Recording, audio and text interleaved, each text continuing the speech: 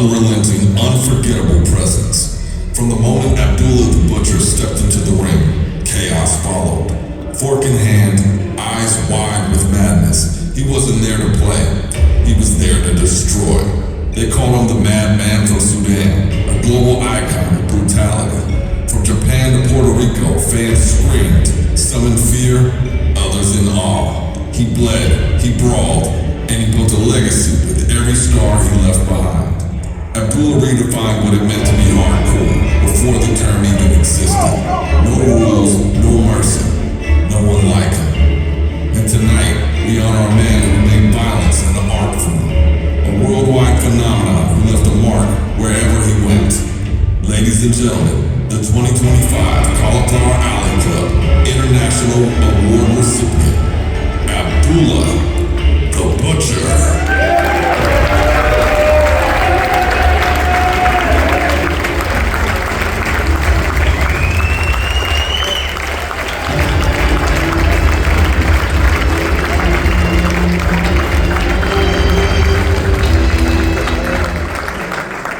Most people would place Sudan somewhere in the Middle East, but the true wrestling fan may know that on the wrestling map of life, Sudan is a little bit closer to Canada for some reason.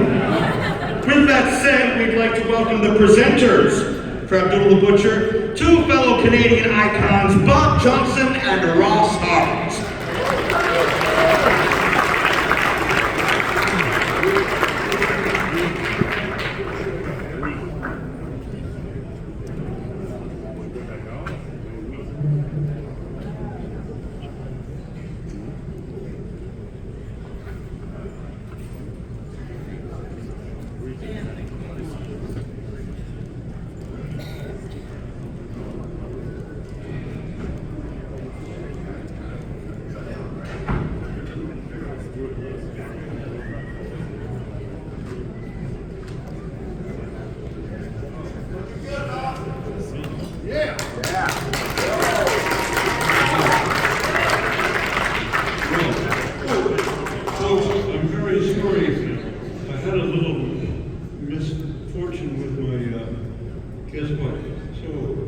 If you'll excuse me just for a minute, otherwise I won't be able to do this speech. I've got to use a little of this, I don't know if you can see this, little thing on my gadget.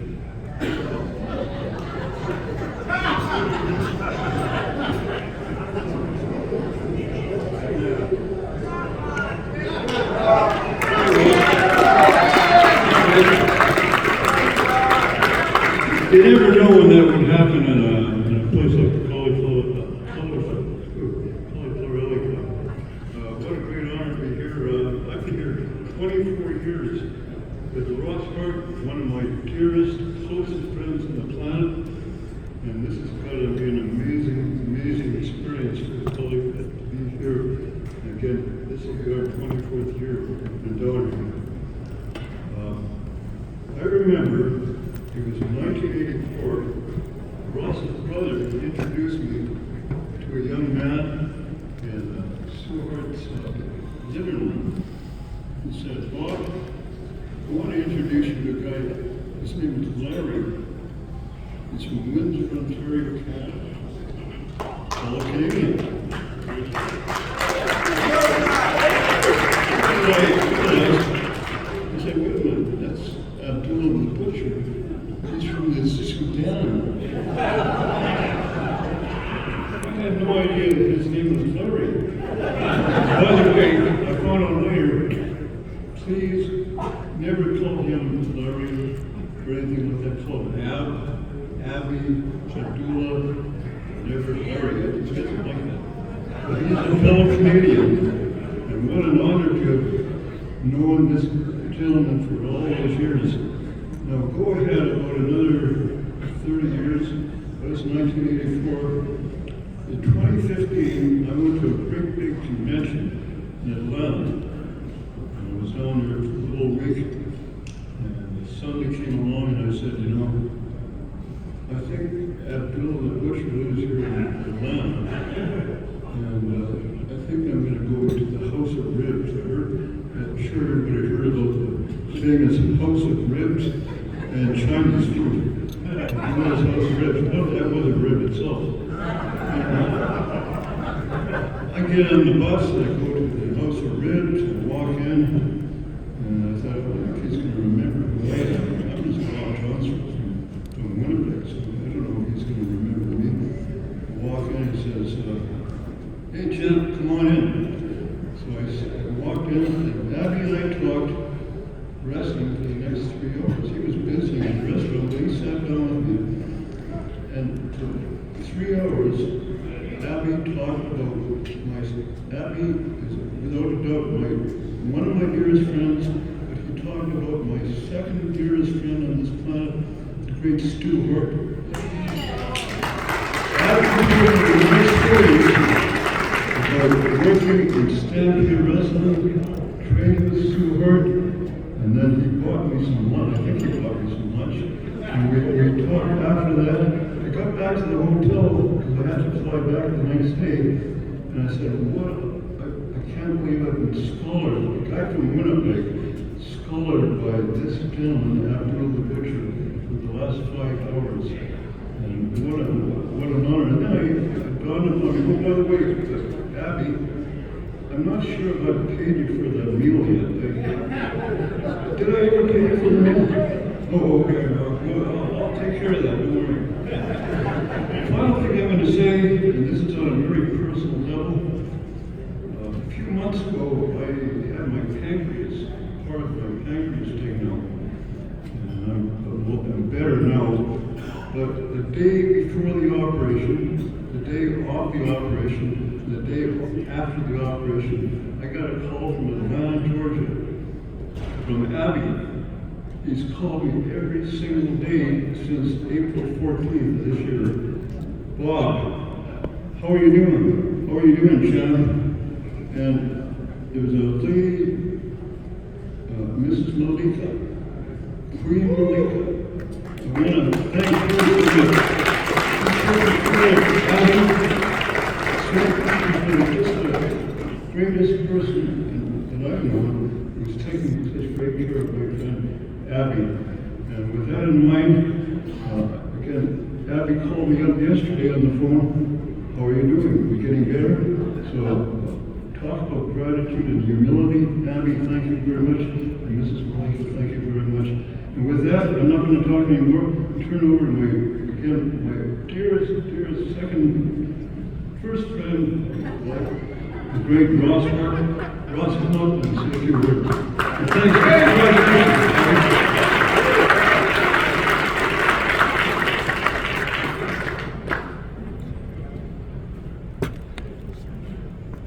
Good evening. This year's 2025 honoree of the CAC International Award is a worthy recipient for so many reasons.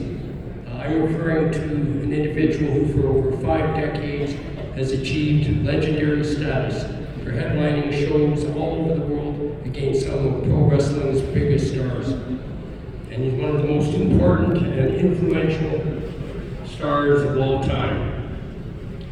His real name was Larry Shreve, and he grew up with a humble family and lifestyle in Windsor, Ontario, Canada. But he had a dream of becoming a major star in wrestling. He broke into the industry in the early 60s using a few different names and aliases, but he would rise to become a headline attraction wherever he wrestled.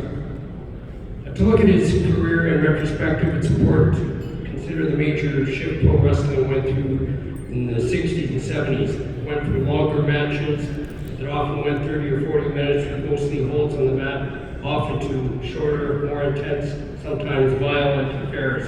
And with major TV exposure, a more diverse range of stars were introduced. Baby faces were often virtuous, patriotic, and ethnic favorites, while heels were typically devious, arrogant, and evil.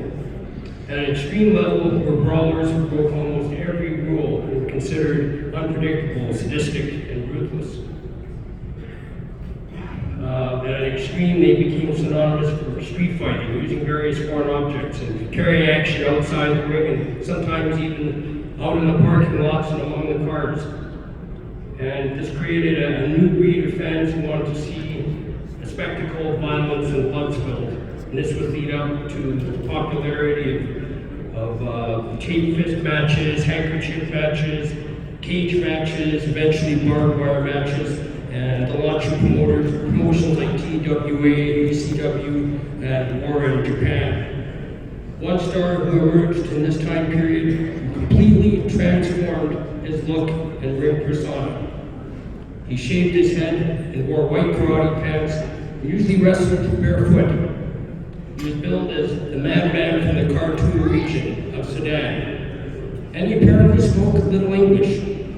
He called himself Abdullah The Butcher, and he became an instant ethnic stereotype heel with American and Canadian audiences everywhere.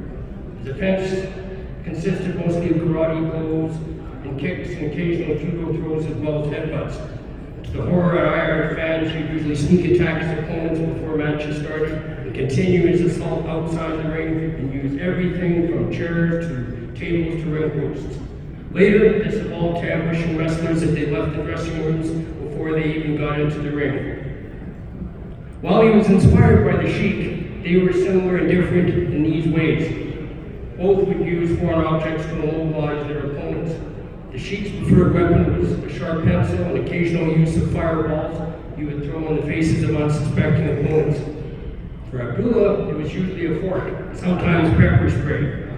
The Sheik's finishing move was a camel clutch submission, while Abdullah's was the flying elbow drop. Both were dominant heels and major draws in every territory they worked in. It was only fitting that they would cross the path off as tag partners and as rivals throughout their careers. I recall when my dad first booked Abdullah to Calgary in 1970. He'd been headlining in Montreal for a while, but he didn't want to burn himself out there by staying too long. Promoter Jack Brittle called my dad about him coming in for us. Now, some of the wrestlers working for us at the time warned my dad that they heard Abdullah was too unpredictable and hard to do business with, that he would kill the territory with too much blood and violence.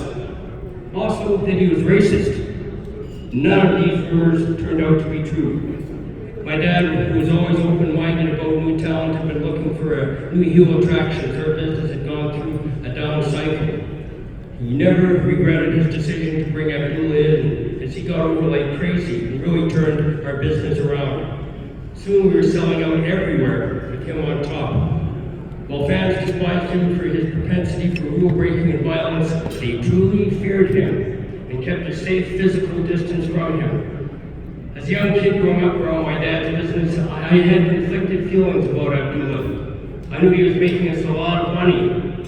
And sometimes I would hear outside the office, which was inside our home. You know, my mom's and dad's wrestling office was right inside our home. And long distance calls would come from Abdullah. My mom would be the first one to answer the phone. And they would have a very pleasant conversation, and she would affectionately refer to him as Abby and ask him how he was and where he had been. And then she would turn over the phone to my dad. And then they would discuss business. My dad would always just refer to him as Ab. So while they were having cordial conversations with him, on the long distance calls about him coming in to work for us on future dates, I was genuinely terrified of him though, after what I had seen him do in the ring and carving up opponents, and I was scared of him even after shows were over and when we come up to the house to discuss business. But I always remember his classic encounters against Billy Robinson, Dave Rule, Sweet Daddy Zeke, Dory Funk, Archie the Stomper Goldie, and so many others on the Stampede promotion. And a real paradox, in contrast to his odd ring attire, he always displayed class and elegance and the look of a champion, wearing full-piece suits or sports jackets, leather loafer shoes, Rolex watches, diamond rings, and sunglasses. After his first incredibly successful run in Calgary, Abdullah would make his debut in Japan in the summer of 1970. He quickly became the lead foreigner and got over huge Japanese fans who were in awe of his intense style and rapid offense. He was booked for another tour 6 months later, and Japan would become the staple territory for almost 40 years. He would become the top star for All Japan Pro Wrestling for over 10 years. He became one of the most successful and highest paid gaijins of all time, often making 4 or 5 tours a year there. Then at the height of the promotional war in Japan in 1981, he felt it was time for a change, and he switched over to New Japan, where he became an instant star again. 5 years later, he would return to All Japan, where he was welcomed back with open arms. Today, he's still considered a legend in Japan by older and younger generations alike for so many memorable matches and feuds. One classic was with him and the Sheik against the Funks in the finals of the Real World Tag Team League before over 12,000 fanatical fans at the Sumo Palace in 1977. Word about Abdullah's incredible box office success in Japan soon spread, and soon he was the most sought-after star everywhere. He was in so much demand he'd often be working 2 or 3 territories at one time in between trips to Japan. He worked for almost every major promoter in the business, including Jim Barnett in Australia, later Atlanta, Eddie Graham in Florida, Fritz von Erich in Dallas, the Funks in Amarillo, the Sheik in Detroit, Frank Tunney in Toronto, Pedro Martinez in Buffalo, the Rougeos in Montreal, Steve Rickard in New Zealand, Carlos Colon in Puerto Rico, later the Crockett's in the Mid-Atlantic region, and the AWA for Gagne. Because of his busy schedule in Japan, Abdullah would typically work short stints in territories. He would come in for intense programs against the top stars and set the territory on fire. This concept worked well for him and promoters alike, as he never became overexposed like some wrestlers who stayed in areas for too long. There are many keys to Abdullah's success and longevity. His matches were always non-stop, inside and outside the ring, and you could never predict what he was going to do. He was also fiercely protective of his image. He would never break kayfabe and was rarely seen by fans or reporters outside the ring. Always a private person who wouldn't frequent bars, restaurants, or gyms like other wrestlers, which added to his unusual mystique. He seldom did interviews or took photos unless he was completely in character for a reputable magazine or publication. And he always had great managers speak for him in interviews and promos, like Gary Hart, J.J. Dillon, and Eddie Creechman. This made his role as a monster heel even more convincing. His motto, wherever he worked, was to make his opponent, whoever he was, look great. In fact, he would often convince a promoter or a booker to let him work a program with a mid-card performer whom he could help revitalize and get over. Now, Abdullah would certainly not win an award for scientific or technical wrestling, recognized by Cauliflower Alley or various halls of fame. You'd probably be the first one to tell you that. And if you were a purist, I don't know if there's many of them left, or one of the faint-hearted adverse to seeing violence or blood spilled, you probably wouldn't have enjoyed seeing him in action. However, many fans who crave this type of entertainment, he more than aptly fulfilled their appetites. It can't be overstated how much of an important figure he's been in this industry. Whether he was headlining against Jacques Rougeau in Montreal, the Sheik in Toronto, Bobo Brazil in Detroit, King Curtis Iakia in Sydney, Big Ernie Ladd in Cleveland, Tommy Rich in Atlanta, Dusty Rhodes in Miami, Terry Funk in Philadelphia, Hulk Hogan in Osaka, or Bruiser Brody in Dallas, he was a major box office attraction everywhere he went. He also helped pave the way for many black stars to gain exposure and make decent money in a white-dominated industry. Many of them he would get booked in Japan or other territories. Also, how he helped further launch the hardcore brand of wrestling, which still is very popular today. He truly inspired and influenced many stars like Terry Funk, Harley Race, Bruiser Brody, Stan Hansen, Mick Foley, the Dudley Boys, Tommy Dreamer, Sabu, and Atsushi Onita. While Abdullah may have carved his initials literally and figuratively into the heads and arms of many of his opponents, he also helped establish them as major stars, as well as made promoters a lot of money. Legitimately, he left territory stronger than they were before he came, and he's provided us with continuous action and mayhem with his unique anything-goes approach to get heat every time he steps in the ring. That is what has made him such an impactful global star who's achieved so much in a career that spanned 50 years.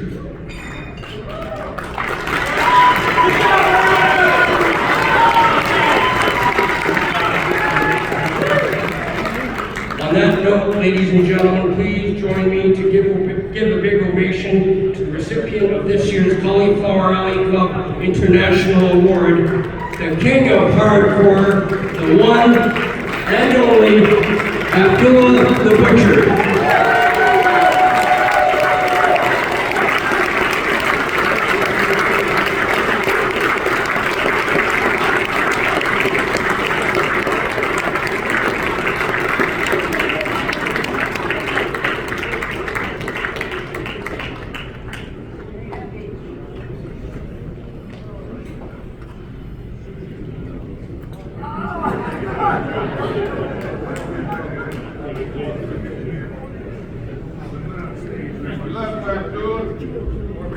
And you know, while Abdullah's coming up here, I've got a personal autograph for Abdullah the Butcher today, so I'm very lucky. So thank you so much.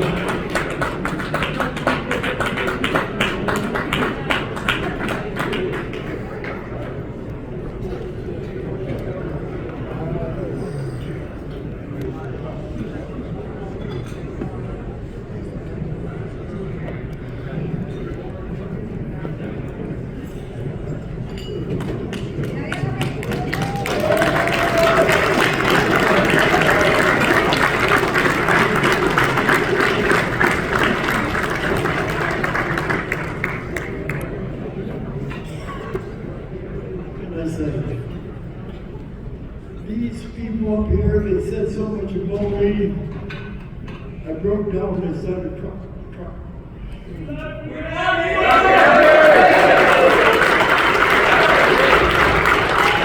I worked hard all my life for a lot of people up there, and yes, I stabbed them, yes, I did this. We done so much, folks. We done so much together that we turned the territories around. But the main part about it, I'm going to say one thing. Bob and Stu Hart's father, right? One time in Calgary, Alberta, Stu Hart was supposed to pick me up. And my sister called me and said her son Premier died in a car accident, and my brother said that was the car you bought her. It was so small that when he got hit in the back, he was going to die. So at that time, I never took a film of my life. I started having a few drinks, and I started doing this, doing that, and Stu Hart come to pick me up and take me to the territory. And he banged on the door, banged on the door, turned open the door. So we got the lady, she came down, and when she came down, she opened the door, girl, run the door, passed on, and stuff like that. And Stu Hart said, call the ambulance real fast. They called the ambulance, took me to the hospital real fast, pumped me out, and Stu Hart, from this day, said to me, Abdullah, listen to me. What happened, I will never tell it. And when Stu Hart died, he never told me. I'm the one who's telling the story today about Stu Hart saved my life.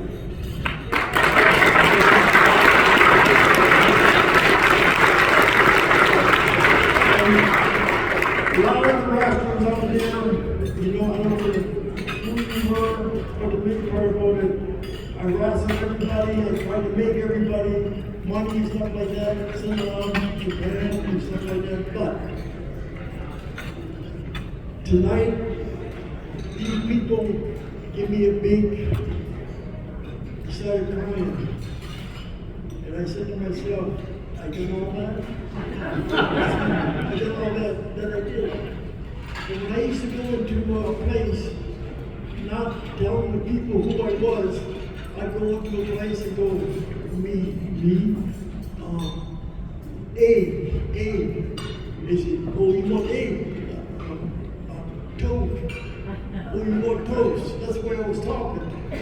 So one day, I was calling Japan, and the lady heard me talk. And I came downstairs, I said, me, Paul, don't you have to shit. I heard you talking for over a half an hour. So I got up there and said, no. She said, no, don't you put that shit on me. The main part of it is this. The promoter,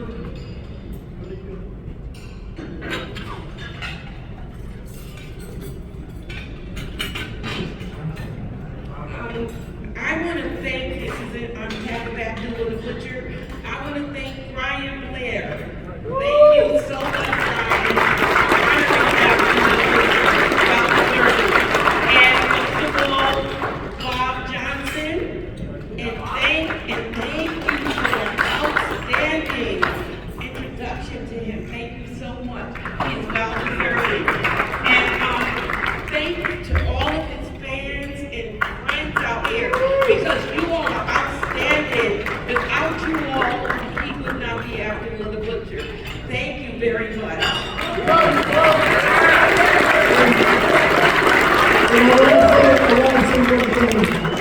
A long time ago, a lot of shit went down, but the main part about it, I took a lot of guys, some of us Japan, some here, some there, and I never charged anybody a dime for booking fees.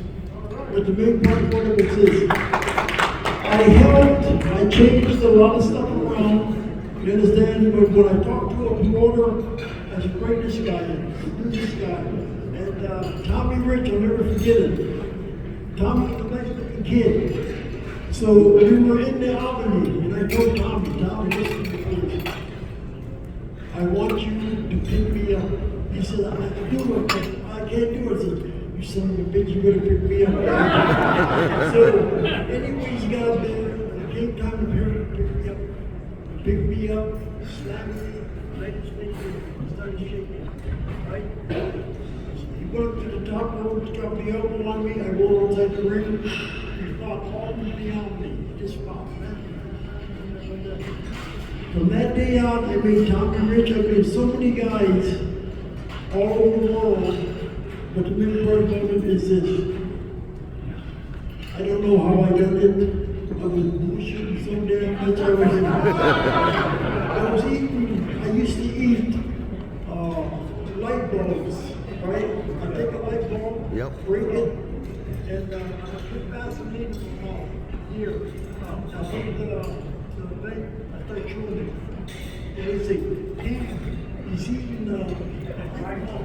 He's eating fish. He's eating, I was doing so many things. So if I went into a restaurant, and all of a sudden I'd be up there with maybe a glass of milk, and I'd take some fish, rub all the people, that's what it is. That son of a bitch is crazy. For a long time, every time the police used to see me, they wanted to know if I could speak English. They pulled me over. Me, this, that, and that. And I said, license.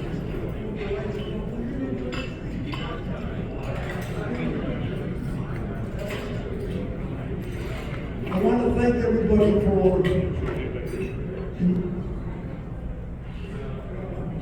allowing for me. You people made Abdullah The Butcher. You made it.